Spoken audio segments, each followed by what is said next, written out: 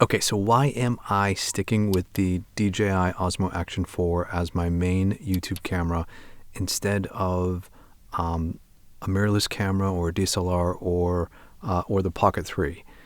Well, it comes down to a couple different reasons that I want to talk to you about today so that you have a better understanding of kind of my process and what works for me and how you might be able to take away some things for yourself, for your own videos. So first of all, one of the most important things for me is that the camera, action cameras in general, and specifically the Action 4, is always in focus. I have a vision impairment, so I can't see details on a flip-out screen. I have trouble editing video because I miss details all the time. And so for me to have a camera that's always in focus means that I don't have to worry about any of those settings when I hit record, that I'll be good to go.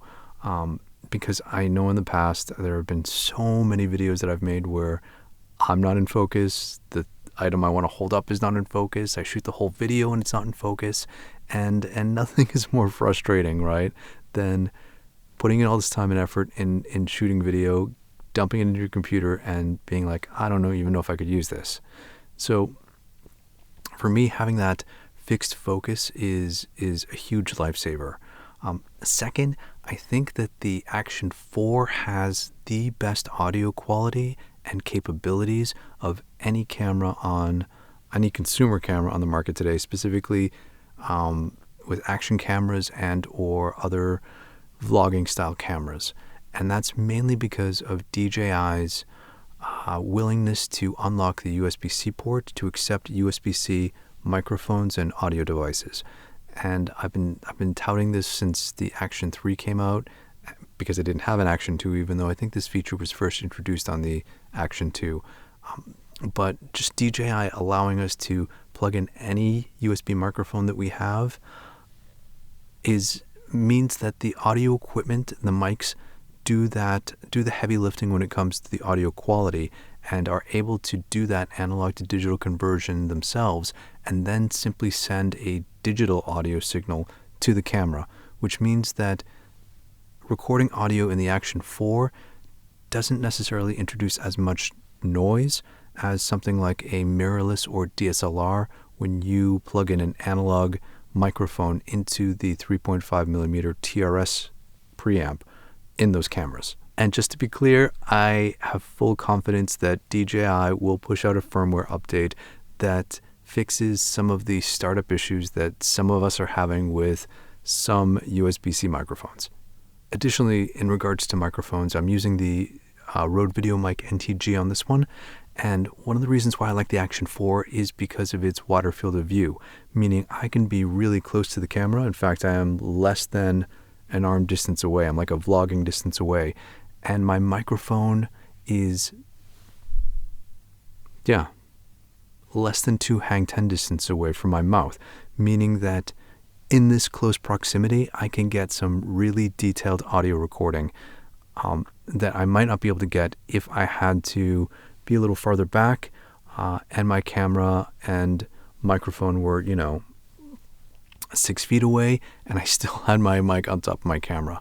And so having that ability to get in close because of the wider field of view and not feel like we're on top of each other lends to that conversational feel, that authentic feel that I think in 2024 will be what wins on YouTube, as opposed to, projecting and having a shouting match with your viewers because you're 6 feet away from your camera and microphone.